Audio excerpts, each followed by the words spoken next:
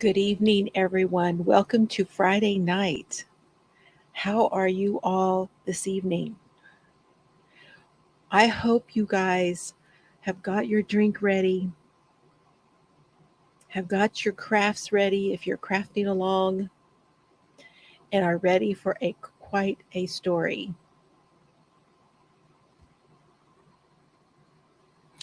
This one is going to be more than one episode, just so you know.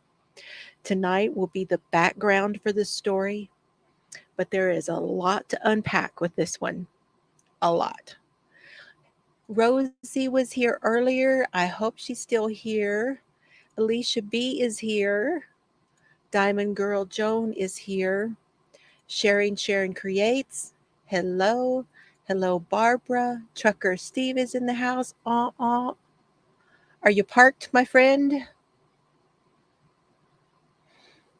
Crafty Annie. Hello. Lorna McKenzie. Yay. Karen B. Yay, she made it. Awesome. Hey, Sally Birch. Mary Webb, yay, you made it. Holly made it tonight. All the way. Wow, girl, you're staying up late or you're up real early. Which is it? I'm not sure because I think you are in Australia. Am I right? Thank you for being here. Awesome. Cheryl, haven't seen you in a while, girl. How are you tonight? Good to see you all the way from Colorado. So this one, I'm telling you guys, this is going to be, has anyone, please put a number 1 in the chat if you have been watching this trial, the trial of Goerge Wagner the IV. Put a 1 in the chat if you have been watching this trial. New Zealand, that's it. I was close. I knew you were down under. Thank you. Thank you so much for being here. Hello, Kimberly. Good to see you. Such a sweetheart, that Kimberly. So Crafty Annie so far. I'm only seeing what's up with that. Y'all haven't been following this one. Bits and pieces. Okay, Karen. Kimberly knows about this. Alicia knows a little bit. So y'all know a little bit about it then. Okay. So have you guys been reading anything about it? So if you haven't been following the trial, have you been reading up on any of it?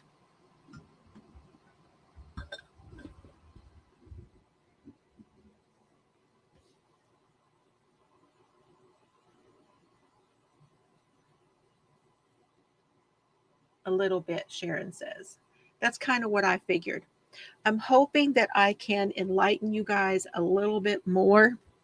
I'm going to bring in my hands for my second feed.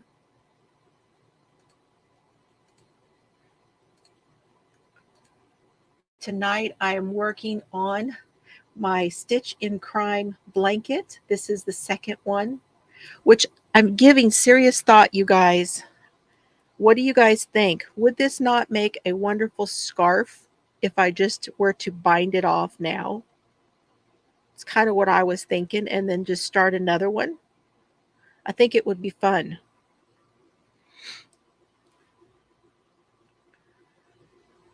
Just background stuff. So there's been a little bit in the news about it here and there.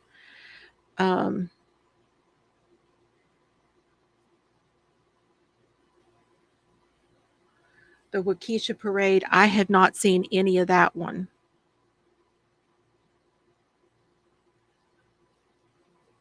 Wouldn't it make it a fun scarf? I think so too. I may just do that after tonight. I may just cast it off, start a new one. And reminding you guys about this. This is a Stitch in Crime blanket mal. So you could do either knit or crochet. That is hashtag Stitch in Crime blanket mal. Okay, you guys. And if you want to send me a picture of the blankets that you, I've had a couple of pictures. I need to go back to the Facebook post and see if anyone has posted. I haven't seen any pictures of new pictures of blankets, but I would love for you to post any blankets that you have made while listening to A Stitch in Crime, and I need to pick a winner of those pictures. So that's just a reminder for you. I should have already done that by the end of September, and I did not. I was in Colorado instead. So that's just a reminder to you all. Okay, so this story, and just as another reminder to everyone, that as I am telling the story, I am not watching the feed, the live chat feed. Please do your best to answer questions for each other. And if you have a question for me, please wait until the break, and then I will be glad to answer any questions. Okay? All right, let's get started. So this is out of Pike County in Ohio. From what I understand, Pike County is a part of the Appalachian. It is in the south. This is in the south, this one of the southernmost portions of Ohio, and it is a beautiful area.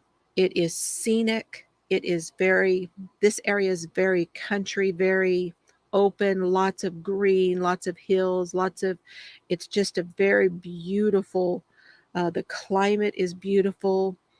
It's a really pretty area, but it is very depressed, as in the economy. And a lot of those that live in that area are lower income. So there have been a lot of things that have happened in this area. From what I understand, there are several murders that have not been solved. There's been a lot of crime, a lot of drugs.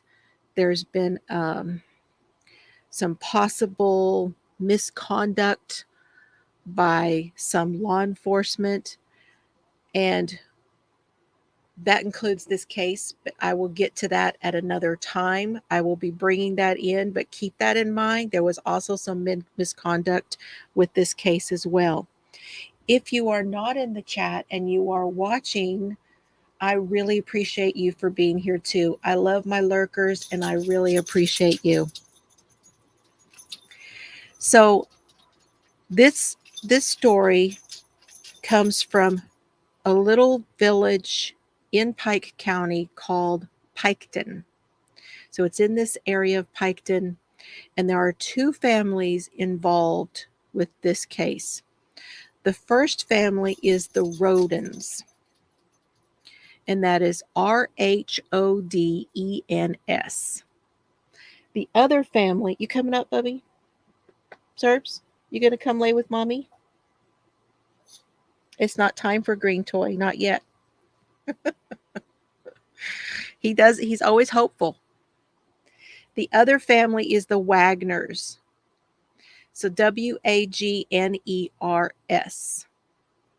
And these two families are intertwined with relationships and babies, children, business dealings, and secrets. Secrets, y'all. Now, half of one family is now dead. And you did not hear me wrong. Half of one family is dead. Half of the other family is now accused of killing them. So let that sink in for just a minute. And they all took a picture together.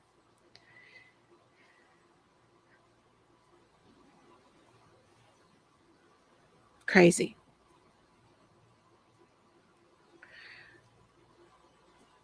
On April the 21st, late April the 21st of 2016, someone came into 4 of the Roden family homes, 4 homes, and brutally murdered 8 of them, saving only the children, leaving them in the crime-ridden, bloody scene with the dead bodies of their loved ones.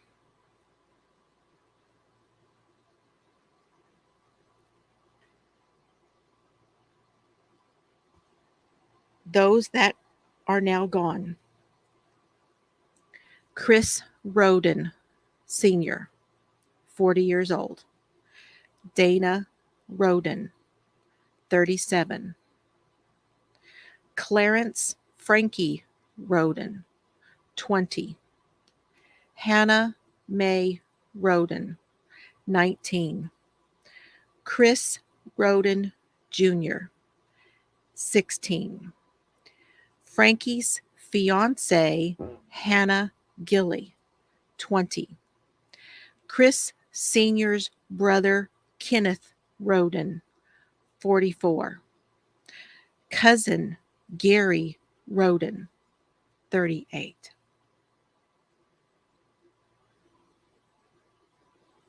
Eight murders. This was a mass murder by one family on another.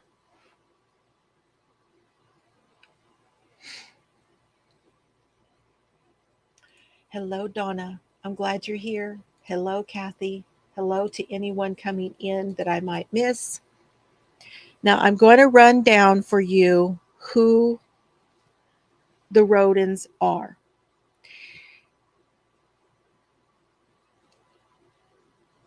That's 8 Rodens now dead.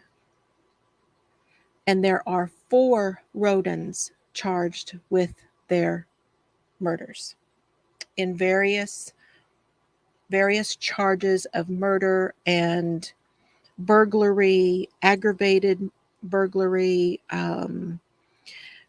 conspiracy to commit a crime. There is unbelievable slew of charges being mounted on these 4 Wagners. Okay. Well, let's start with Chris Roden Sr. He is a father and a grandfather. He worked day labor at the Big Bear Lake Family Resort in Lucasville, Ohio, which must be very close to there.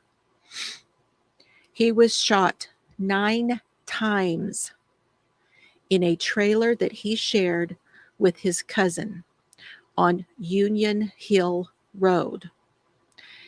He appeared to have fought with his attacker. Dana Roden. Now, she is actually Chris Roden Sr.'s ex-wife, but they were very close. They remained very amicable. They actually were still seeing each other. They spent a lot of time with each other and with their children. She is a mother, a grandmother, and she worked a lot of times. She worked double shift at a skilled nursing facility in Peebles, Ohio. And that place is now closed. It was called Hillside Skilled Nursing and Rehabilitation, I think, and it's now closed.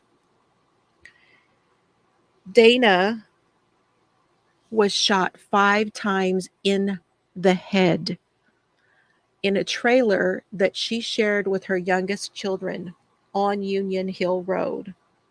So this is the second home on Union Hill Road. This can get a little confusing. I'm going to go over it again for you here in a minute. Chris bought this home for Dana.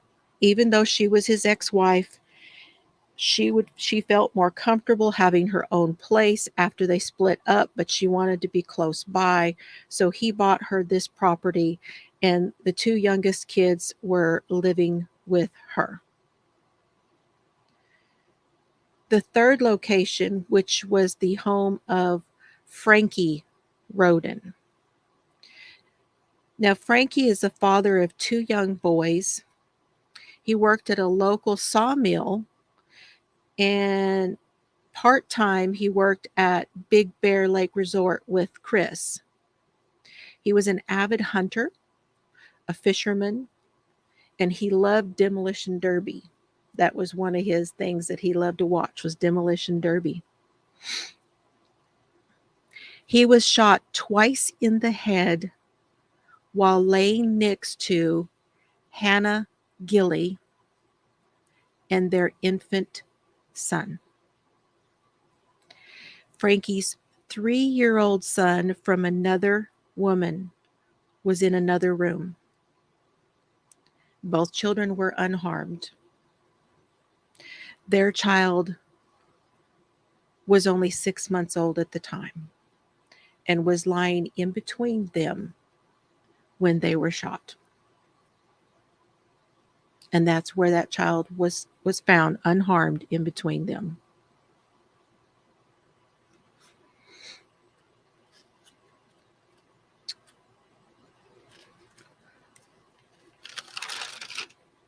I have heard accounts of the people who found them, that the young boy actually came to the door when they went to see about these people.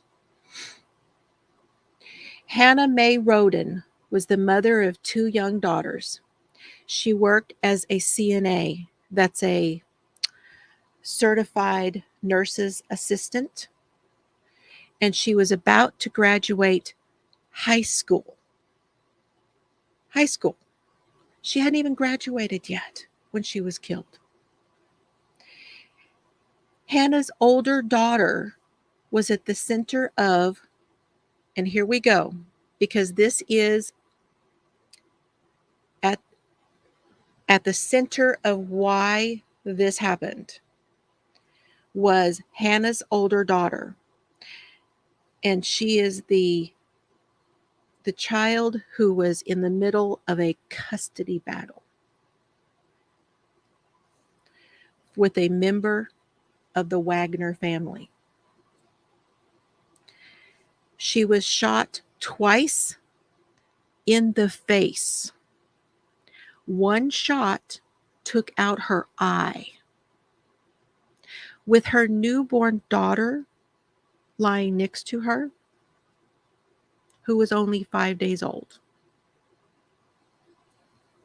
she was unharmed.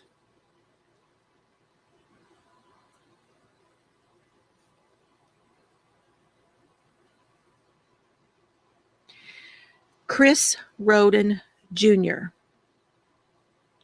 was only a freshman at Piketon High School. He had just got his driver's license. He was shot 4 times, twice in the very top of his head, so the very top, because he was found tucked in next to his bed where he was trying to hide. Now, Chris Jr. and Hannah Mae Roden were living with Dana in that trailer with her.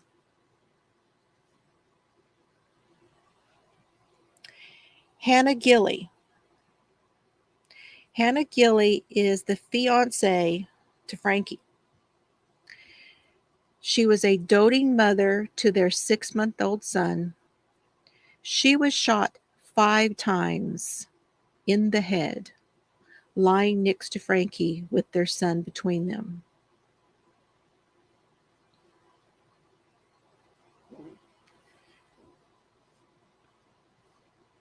Kenneth Roden. Kenneth Roden was a brother to Chris Sr., okay? He was a father, a grandfather. He loved motorcycles. He was a big, burly man, big, gregarious, burly guy, happy-go-lucky.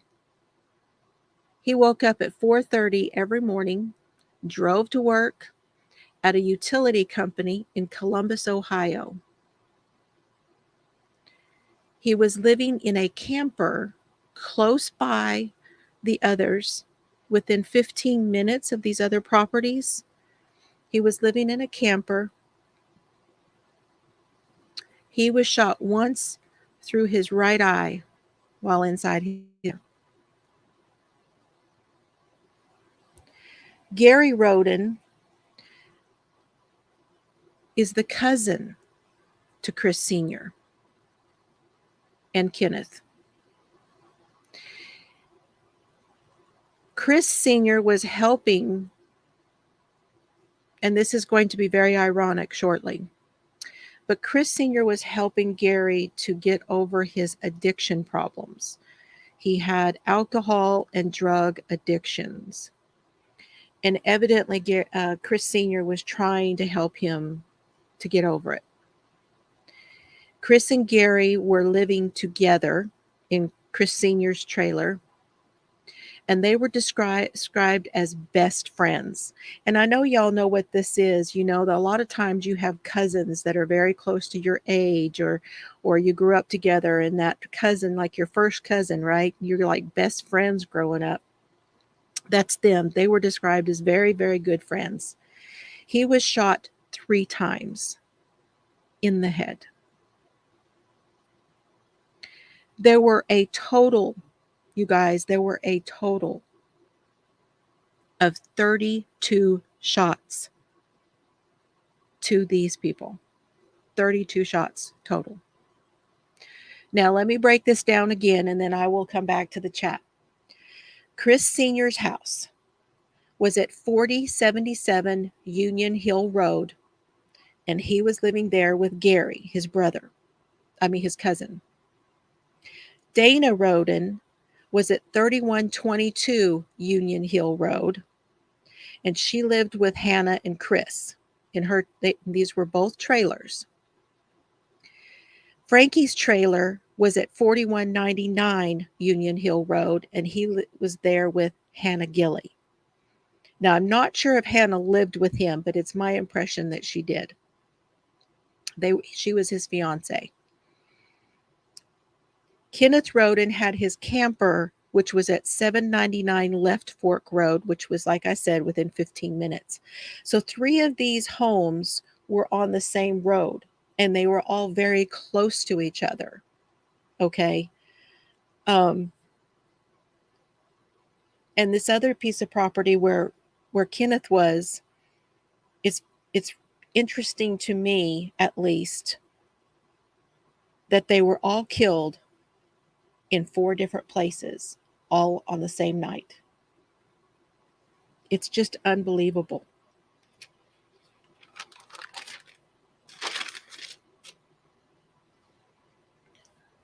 Okay, let me check some comments. How are we doing over here? Isn't this, it's terrible. It's terrible. But it's really, really, it's interesting, and it is terrible at the same time. And that's why we love true crime, right? Karen is from Ohio originally. Oh, interesting. Alicia B. grew up in Indiana.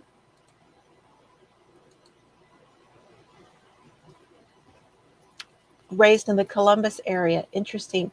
Hello, Sandy. Is there anybody else that I missed coming in?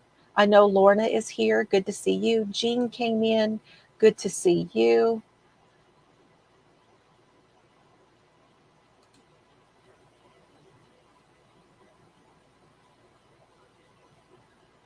Hello, Philly girl. Good to see you. Grew up in Waverly, the same county where this happened. Yes, Waverly. I bet you have been following this.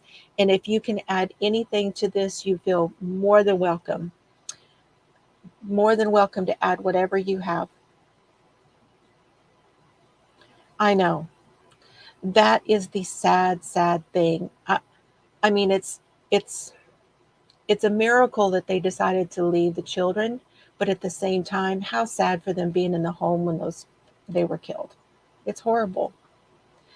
Mary is in Ohio. Interesting. Yes. Oh, it is. Humans are very disturbing. Hello, Tammy. Good to see you. Glad you're here. Now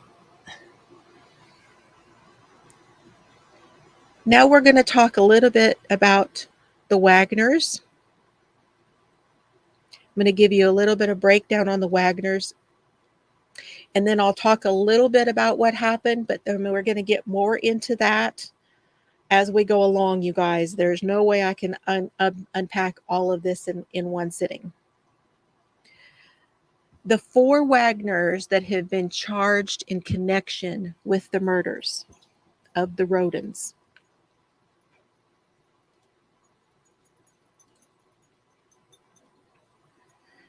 Goerge Billy Wagner the III. He is the father. Angela Wagner, the mother. Goerge Wagner the IV, one of their sons, he's their oldest son. And Jake, or Jacob Wagner, is the youngest son. There are some others who have been facing charges, and I'm unclear right now on one of them if there are still some charges pending for her or have they been completely dropped. That I'm not entirely sure about. And that is Frederica Wagner. And she is called the matriarch of the Wagners. There's a lot of people that are calling this a Hatfield and McCoy type of situation. And that's only partly true. It's not totally true, but I think that's unfair. I know that this area has been pretty they're talking about this area being fairly low income, and I think that's where that comes from. And then the other person is Rita Newcomb, and Rita is the mother of Angela Wagner. Hello, Lori. So I'll get to them in just a minute. Some of the charges that the 4 are facing, there are 8 counts of aggravated murder, conspiracy, tampering with evidence, and aggravated burglary. The father, who is being, to keep things straight, they are calling him Billy, and that is what he goes by, Billy Wagner. He is currently in jail. They are all still in jail. He is the father and he is the grandfather. At the time that this happened, he was not working. He's a mechanic and a truck driver. So they owned their own trucks that they were running. I don't know. I think that was not something they did all along. They did mechanic work. They did a lot of odd type jobs. None of these really had, well, I can't say that, but they didn't have really jobs mostly. He claimed that he had broke his back. When he was interviewed, he talked about a broken back. There is no evidence that I have seen. Maybe it will come out during his trial, but there's no evidence that I have seen that he had a broken back, but he brought it up. It was one of his things that he wanted to say that was like, well, it can't be me. I broke my back kind of thing. He's a big man, a big, tall, burly man, very belligerent. And I would call him a little less than refined, maybe. A little less than refined. And at the time, he was living with his wife, Angela, and their 2 sons. And the property where they lived was at 360 Peterson Road. Now, this is not the only property that is associated with them, but this is where they were living when all of this occurred.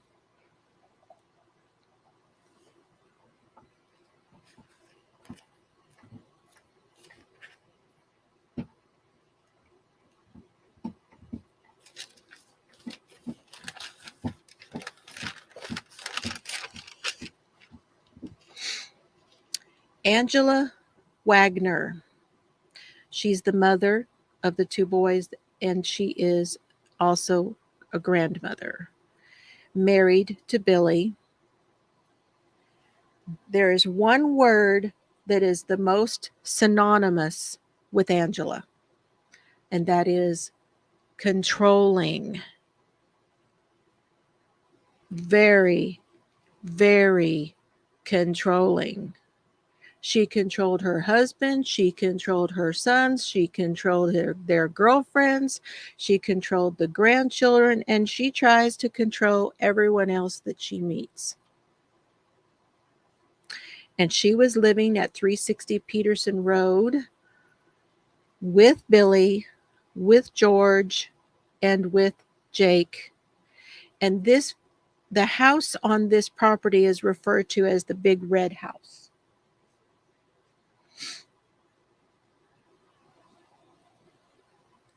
She homeschooled her children and the grandchildren.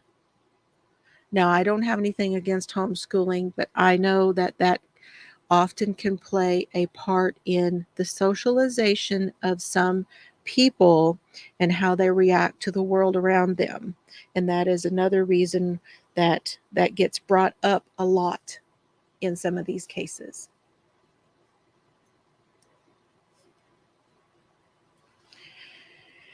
Now, I don't have a lot to say about Goerge Wagner the IV.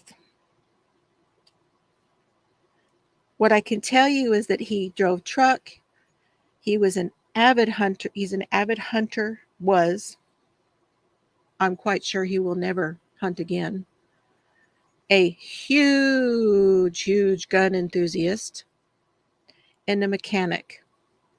And from what I am hearing, he was the best mechanic in the family. I'm also hearing that George worked the hardest of all of the people that he lived with in this house.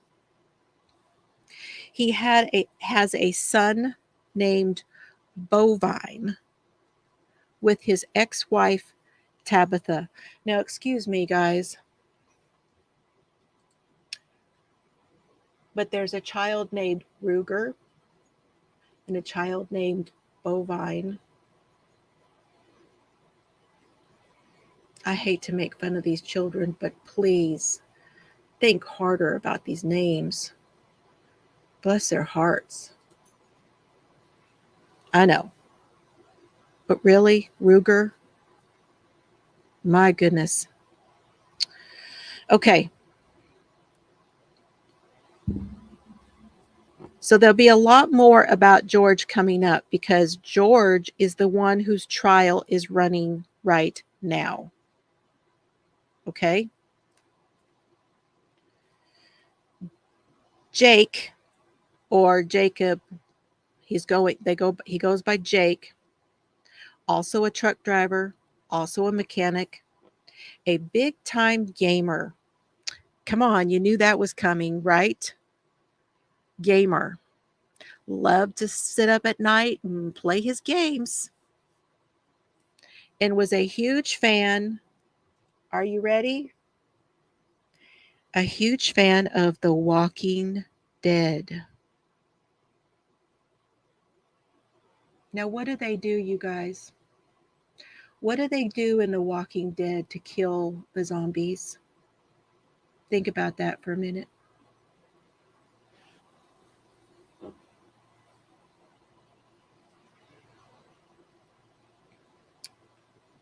Now, Angela has a half brother named Hughes, and he has testified during George's trial. And I will have some information about him too. He's a half brother to Angela, and he is pissed about all of this. Pissed. And he's just he's sick about the whole thing. He really held out hope for the whole time before everything got out in the open that his family had nothing to do with this. He was convinced, and a lot of the family was convinced about that.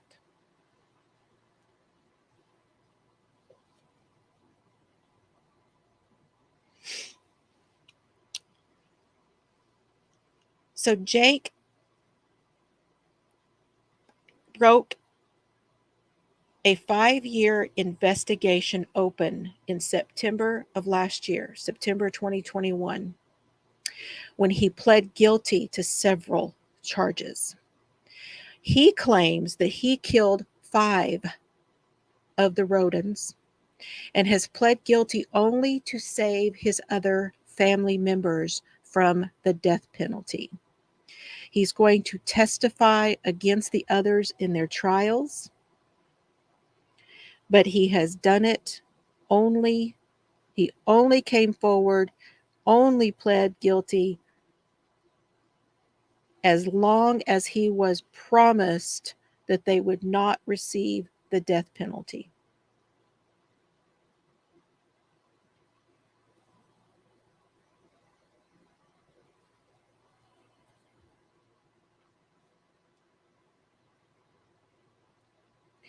Angela has also pled guilty to several charges and has already been sentenced. So she has already been to court. She has already been sentenced. She is already serving time. Her taped interview has already been played as evidence at George's trial, and it was very telling. And we'll get more into that also, you guys. We definitely will get into a lot more of this stuff coming up.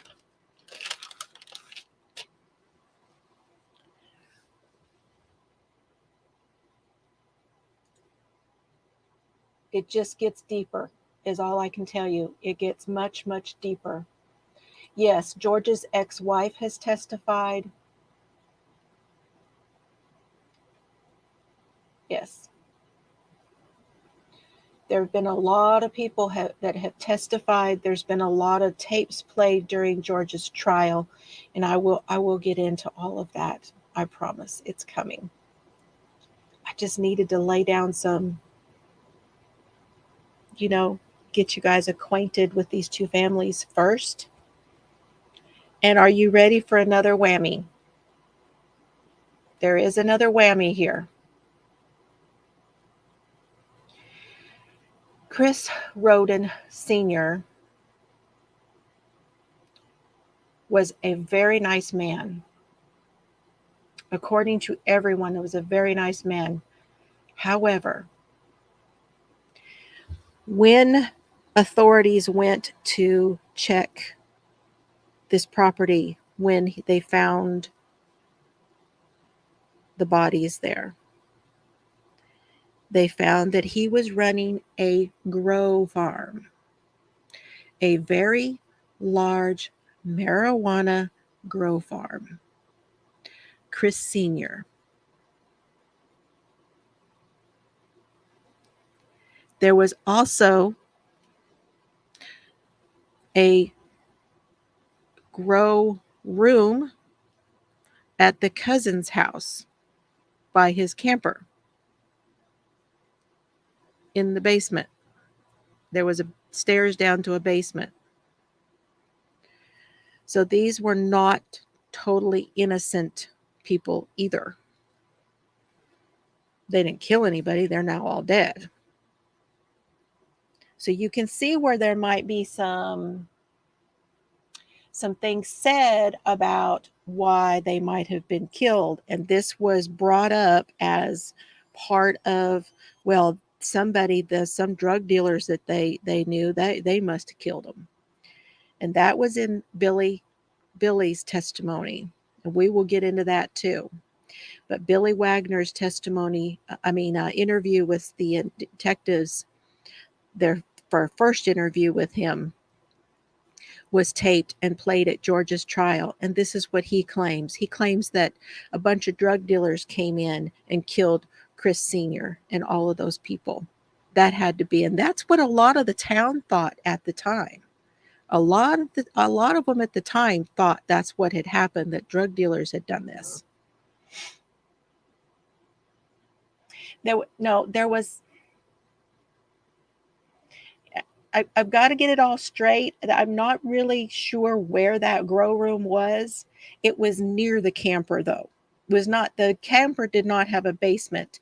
There were stairs somewhere down to a basement, and like there was a shed or something like that, and that led down to a grow room in the shed.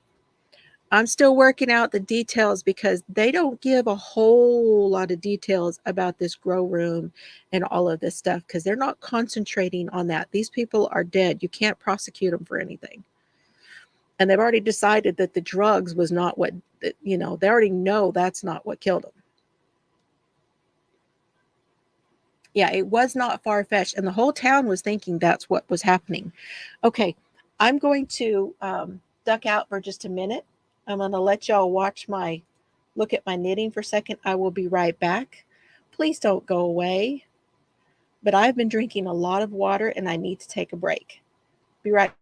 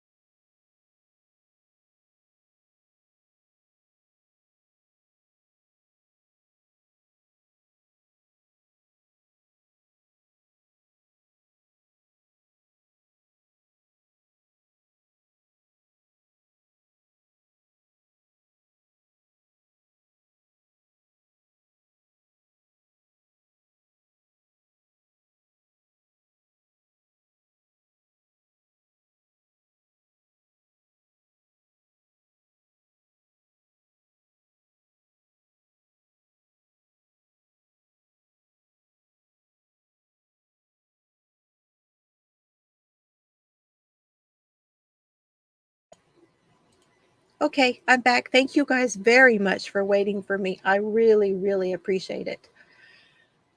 I know we need a flow chart.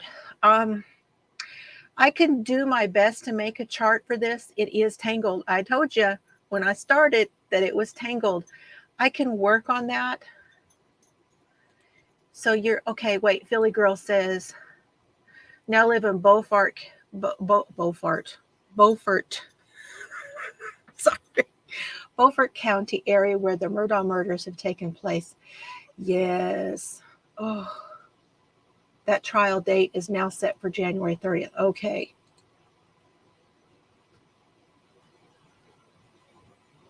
That one is another one very entailed.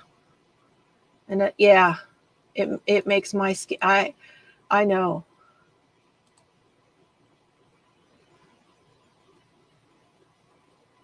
I know. I know. Just like, okay, this one goes here, this one goes here.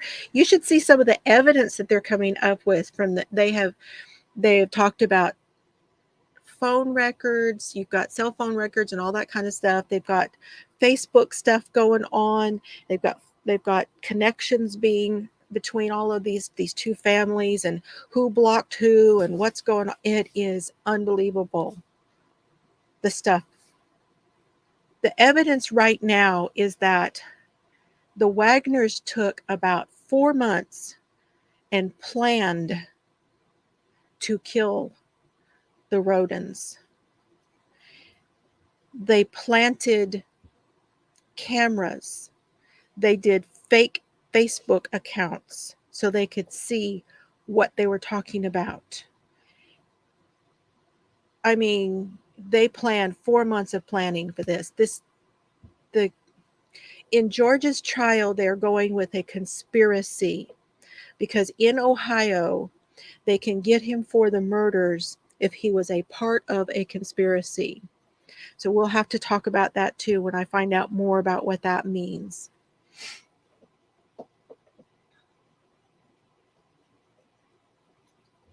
Sounds good, Alicia. Alicia's going to help me with the chart. I appreciate that. So I do want to go back to Frederica Wagner and the other person who was Angela's mother, Rita Newcomb. Okay, I want to give you a little more information about them before we break, okay? All right, I'm going to go back to my knitting here. Hold on. Now,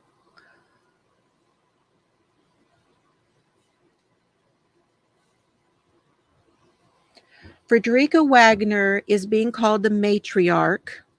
She's currently 80 years old. She has owned and run the Flying W Ranch for over 40 years. And I'd be interested if you have more information on her, Philly girl.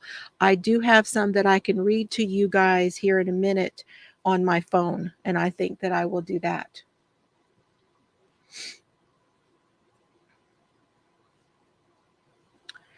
And this property that she owns is off of Camp Creek Road, which is in Lucasville, Ohio. Now, that property is over 1,000 acres. Over. She owns somewhere in the neighborhood of 17 to 1,800 acres of property. She runs 2 nonprofits. One of them is called Crystal Springs, and it is a home for developmentally disabled. It's basically a group home. And a quasi-type church, which is called the Lucasville Mission. There she talks about trying to serve the low income and making sure that children are fed. She has 7 other businesses. International Gypsy Ponies. These are LLCs. You know, it's not cheap to have an LLC, you guys. You have to pay to get an LLC. International Gypsy Pony, White Pines Hunting, White Pines Realty. Of course, with this many businesses, you got to have a realty. Flying W Farms, where she lives, this ranch. Flying W Pigs, because they sell a certain kind of pig from New Zealand. And the Flying W Kennels. Now, the kennels were run by Angela, and they're selling some sort of mastiff. Now, all of this is evidently has come into play with Frederica because, of course, you know, the money is getting talked about. Let's just put it that way. It's getting talked about. Now, I cut these knots out, you guys, when I change color. And then, yeah, when pigs fly, right? No kidding.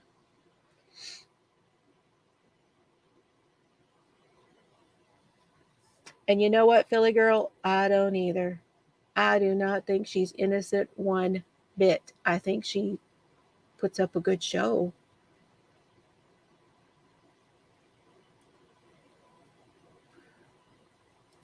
Pink Moon Murders. Okay. Let me write that down. I have been listening to the Piketon Massacre, and that is on iHeart Radio. and also on Apple Podcasts. But I'll write that down.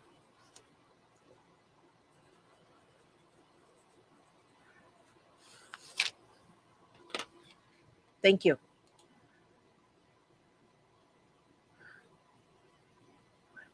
Pike County.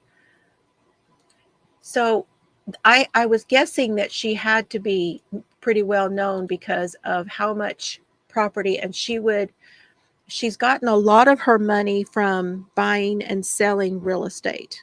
Okay. So she has, let's just leave it at that, buying and selling real estate. I'm sure there'll be more about her come out. I am quite sure about that. But anyway. Now, the other person I was going to bring in here who is not completely innocent, however, she is not going to do any time, is what it looks like. And that is Rita Newcomb. Now, Rita is Angela Wagner's mother. And she was charged, and I mean, she might, but I think she's getting off on just basically on her testimony and agreeing to testify against the others, is what I think is happening.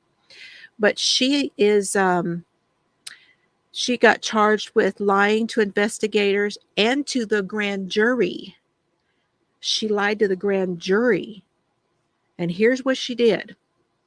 She's a notary. Well, of course she is, because, you got to have a notary when you got all this property and all this stuff. She lied when she said that she witnessed Hannah Roden sign papers giving custody of her daughter to Jake Wagner. She now says that Angela, her daughter, stole her notary stamp, and she fabricated the papers and all of it with her notary stamp and asked her mother to lie for her, which she did. So that is what I have for you at the moment. I can give you more bits and pieces, but I was pretty close. Hi, Nisi. Good to see you.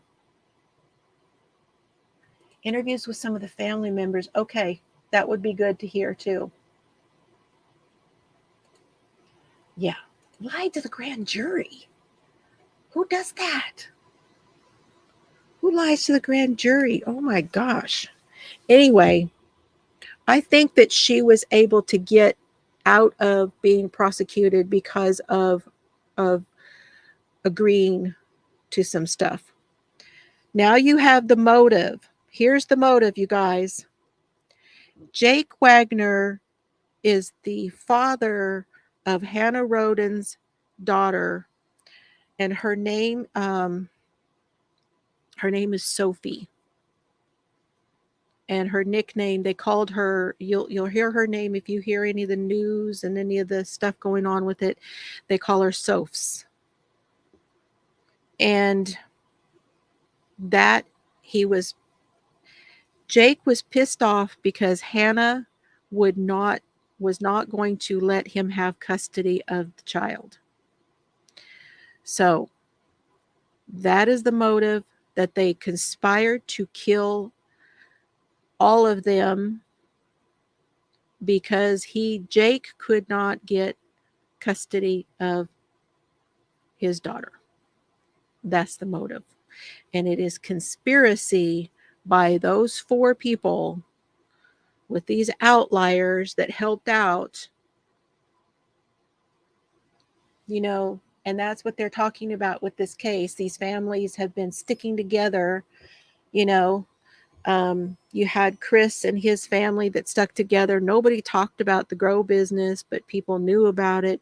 I have a hard time believing that the police did not know about this grow business, but I'm going to have to dig into that more and hope that some more comes out on that. I'm still listening to, I've listened to a couple of the seasons of the Piketon massacre a couple times. There is a documentary on this. Does anybody know about the documentary? Philly Girl, have you seen the documentary? Yes. And here's the thing. If you go to watch the trial, you will see this. When there are several of the witnesses that both sides have agreed, because the witness will has said they would come on and testify, but they do not want to be heard and they do not want to be seen. So you will see when they play, like I'm watching it on Long Crime Network, and it will go silent. And that is when, and I was like, what are they doing? What happened to the sound? It's because that particular witness, you don't know, because they say, call your next witness. They call that witness, but you don't hear them call the witness either. So you don't know who it is until, and then it comes out later. It's been coming out in the news later. Some of the newspapers from there have been telling a little bit about it. So